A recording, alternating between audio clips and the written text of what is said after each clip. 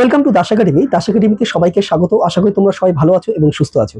প্রথমেই বলি শুভ দীপাবলির প্রীতি শুভেচ্ছা ও আন্তরিক অভিনন্দন দাস একাডেমির পক্ষ থেকে সবাইকে। আমরা আশা করি তোমরা খুব তাড়াতাড়ি সাকসেস পাও, এই আশায় আমরা সবসময় করি। দেখো, প্রথমেই বলি যে আজকে যে বিষয় নিয়ে আলোচনা করবো তোমরা থাম্বনেল দেখলেই বুঝতে পারছো যে WPPSI 2024 যে পরীক্ষা 12ই অক্টোবর হয়েছিল, 16 তারিখে যার অ্যান্সার কি প্রকাশ হয়েছে তারপর থেকে কিন্তু একটা চিন্তা কত কাট আপ যেতে পারে। দেখো, অনেকেই কিন্তু অনেক কথা বলছে, কেউ বলছে 160 কাট আপ যাবে, কেউ বলছে 170 কাট আপ যাবে, কেউ বলছে আমি 180 পাবো, কেউ বলছে 190 পাবো।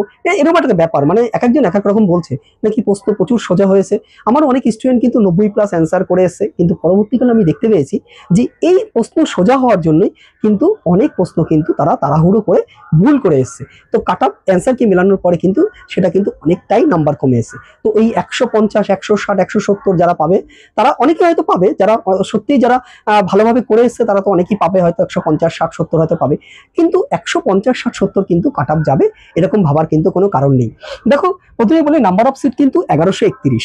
যদি 15 গুণ ডাকা হয় তাহলে কিন্তু 16,965 জনকে ডাকা হবে। আর যদি 20 জন করে অর্থাৎ 20 গুণ করে ডাকা হয় তাহলে কিন্তু 22,620 জনকে কিন্তু ডাকা হবে। অর্থাৎ এটা হচ্ছে 15 গুণ আর এটা হচ্ছে 20 গুণ। 15 গুণ ডাকলে 16,965 এবং যদি 20 গুণ ডাকে তাহলে কিন্তু 22,620 জনকে ডাকা হবে। এবার দেখো, যত বেশি ডাকা হবে কাট আপ কিন্তু তত কমবে, যত কম ডাকা হবে তত কিন্তু কাট আপটা একটু বাড়বে। দেখো, আমি আজকে যে কাট আপটা নিয়ে এসেছি এটা যে হুবহু মিলে যাবে এরকম কিন্তু কোনো ভাবার কোনো কারণ নেই। আমরা একটা মোটামুটি একটা সম্ভাব্য কাট আপের কথা পরীক্ষা অনেকের সাথে কথা বলার পরে, অনেকের অ্যান্সার কি মেলানোর পরে কিন্তু শুনে তাদের কাছে কিন্তু একটা সম্ভাব্য কাট আপ নিয়ে এসেছি। এর হয়তো কিছুটা আগে পিছে কিন্তু থাকতে পারে, তোমরা এটা কিন্তু ধরে নিও যে পুরোপুরি হুবহু মিলে যাবে এরকম কিন্তু কোনো ব্যাপার নেই। সম্ভাব্য একটা কাট আপ আমি কিন্তু আজকে নিয়ে এসেছি। তো প্রথমেই বলি, দেখো WPSI exam 2024 expected cut off কত কাট আপ যেতে পারে। প্রথমে ফিমেলদের বলি। দেখো, ইউআর অর্থাৎ জেনারেলদের, এটা কিন্তু জেনারেলদের কিন্তু 125 থেকে 130 মধ্যে যাদের নাম্বার আছে তাদের বলবো, সেই সমস্ত বোনদের বলবো তোমরা কিন্তু মাঠ শুরু করে দাও, অর্থাৎ রানটা শুরু করে দাও।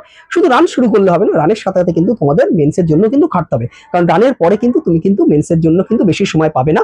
কারণ WPPSI কিন্তু এবার কিন্তু 2026-এর যে বিধানসভার ভোট হতে চলেছে আমাদের রাজ্যে, সেই ভোটে কিন্তু তোমরা কিন্তু ডিউটি দেবে যারা যারা চাকরি পাবে। অর্থাৎ স্বপ্ন যদি তোমার পূরণ করতে হয় যে ভোটের ডিউটি আমি দেব, সেই স্বপ্ন যদি তোমার পূরণ করতে হয়, অর্থাৎ 2026-এর মধ্যে যাদের WPPSI চাকরি পাওয়ার স্বপ্ন আছে তাদের বলবো তোমরা কিন্তু মাঠ এবং মেন্স দুটো কিন্তু একসাথে কিন্তু প্রস্তুতি নাও।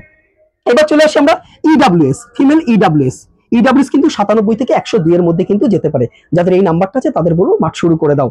তারপরে চলে আসি SC। দেখো, SC হচ্ছে 112 থেকে 117 এর মধ্যে যাদের নাম্বার আছে তাদের সেই সমস্ত বন্ধুদের বলবো তোমরা কিন্তু মাঠ শুরু করে দাও। এবার চলে আসি STতে কিন্তু 94 থেকে 99 মধ্যে যাদের নাম্বার আছে তাদেরও বলবো তোমরা মাঠটা শুরু করে দাও, সাথে সাথে মেন্সটাও কিন্তু পড়া শুরু করে দাও, কারণ মেন্সের জন্য সময় পাবে না, বারবার করে বলছি। এরপর আছে আমরা ওবিসি এ কাট আপ কিন্তু 116 থেকে 121, 116 থেকে কিন্তু 121 এর মধ্যে কিন্তু কাট আপ যেতে পারে ওবিসি এ। এবার চলে আসি ওবিসি বি কিন্তু 123 থেকে 128 এর মধ্যে কিন্তু কাট আপ যেতে পারে।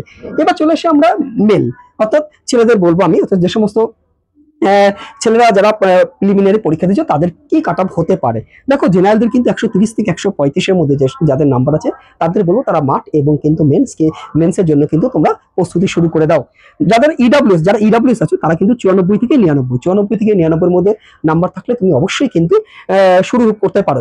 দেখো, এর থেকে যদি তোমার 5 নম্বর কমও থাকে তাহলেও কিন্তু আমি বলবো যে তুমি কিন্তু মাঠ শুরু করতে পারো। দেখো, আমি যে বলছি 125 থেকে 130 কি 120 কেউ যদি পাবে সে মাঠ শুরু করবে না। এর থেকে যদি 10 নম্বর কম থাকে তাহলেও কিন্তু বলবো তুমি মাঠটা শুরু করে দাও, মেন্সের জন্য পড়ো। নাম্বার কিন্তু আরো কমতে পারে, বারবার করে বলছি নাম্বার কিন্তু আমি 125 থেকে 130 বলেছি মানে এটাই হবে এরকম কোনো ব্যাপার নেই। 110ও কিন্তু ফিমেলদের কিন্তু ইউআর কিন্তু নামতে পারে, তো জেনারেল ক্যান্ডিডেট যে ফিমেলদের কিন্তু 110ও নামতে পারে, হতেই পারে, কিন্তু কোনো ব্যাপার নেই। যদি আমাদের বেশি সংখ্যক লোক ডাকা হয় তাহলে কিন্তু আমাদের কাট আপ কিন্তু অনেকটাই কমতে পারে। এবার চলে আসি SC, 115 থেকে 120, 115 থেকে 120 মধ্যে কিন্তু একটা সম্ভাব্য নাম্বার কিন্তু কাট আপ কিন্তু যেতে পারে। চলে আসি আমরা এসটি কিন্তু 86 থেকে 91, কত বললাম, এসটি 86 থেকে 91। ওবিসি এ কিন্তু 123 থেকে 128 এর মধ্যে কিন্তু থাকতে পারে। ওবিসি বি হচ্ছে 115 থেকে 120। এর থেকে যদি বারবার করে বলছি এই যে নাম্বারটা আমি তোমাদের কাছে নিয়ে এসেছি এটা কিন্তু একটা এক্সপেক্টেড কাট আপ, এটা কিন্তু পুরোপুরি মিলে যাবে এরকম কোনো ব্যাপার নেই। এর থেকে কিন্তু তোমাদের কিন্তু 10 নম্বর কমতেও পারে বা 5 নম্বর কমেও যেতে পারে, আবার কিন্তু 5 নম্বর বাড়তেও পারে। মোটামুটি যাদের এই নাম্বারটা আছে তারা কিন্তু অবশ্যই বলবো তোমরা মাঠ এবং তোমাদের মেন্সের পড়াশোনা শুরু করে দাও। বেশি সময় পাবে না, খুব তাড়াতাড়ি কিন্তু এই নিয়োগ হবে। 2026-এ কিন্তু তোমাদের ভোটের আগে কিন্তু এর জয়েনিং হয়ে যাবে এবং ভোটের ডিউটিও কিন্তু তোমাদের দিতে হবে। তো সেই জায়গায় দাঁড়িয়ে বলবো যে বারবার করে বলবো যে তোমরা পড়াশোনা এবং মাঠ কিন্তু দুটো একসাথে করো। নাম্বার কিন্তু মোটামুটি আমি তোমাদের কাছে একটা এক্সপেক্টেড কাট আপ নিয়ে আসলাম, বাকিটা কিন্তু খুব তাড়াতাড়ি দেখো রেজাল্ট কিন্তু খুব তাড়াতাড়ি বেরোবে এই মাসে, অর্থাৎ অক্টোবর মাসে কিন্তু একদম শেষের দিকে কিন্তু এই কিন্তু ডাব্লিউবিপি এসআই প্রিলিমিনারি রেজাল্ট কিন্তু বেরোবে, কিন্তু এটা মোটামুটি কিন্তু তুমি ধরে নিতে পারো। এবং মাঠ কিন্তু শুরু হবে, আমি তোমাদের বলে দিই, মাঠ কিন্তু 15ই নভেম্বর মাসের কিন্তু 15 তারিখের পরে যে কোনো দিন কিন্তু তোমাদের কিন্তু মাঠ কিন্তু শুরু হতে পারে। তো সেই জায়গায় দাঁড়িয়ে বলবো যে তোমরা কিন্তু মাঠের জন্য কিন্তু ভালোভাবে প্রস্তুতি নাও। জানি এখন পুজো চলছে, কালী পুজোর একটা আবহাওয়া আছে, তো সেই আনন্দ থেকে আনন্দ করো, কিন্তু অবশ্যই সকালবেলা কিন্তু মাঠটা প্র্যাকটিস করো এবং যখনই সময় পাবে রাতের দিকে একটু মেন্সেরটাও পড়া শুরু করো, কারণ মেন্সের জন্য কিন্তু সময় পাবে না। 15 তারিখে কিন্তু বারবার করে বলছি নভেম্বরের 15 তারিখের পরে কিন্তু তোমাদের কিন্তু মাঠ শুরু হতে চলেছে। যাই হোক, এরপরে যদি আর কোনো ইনফরমেশন আমার কাছে থাকে আমি অবশ্যই তোমাদের কাছে নেক্সট ভিডিওতে তোমাদের কাছে নিয়ে আসবো। তো যাই হোক, পরবর্তীকালে পরের ভিডিওর জন্য পরের ভিডিওতে তোমাদের সাথে আবার আমার দেখা হবে। সবাইকে বলবো সবাই ভালো থেকো, সুস্থ থেকো।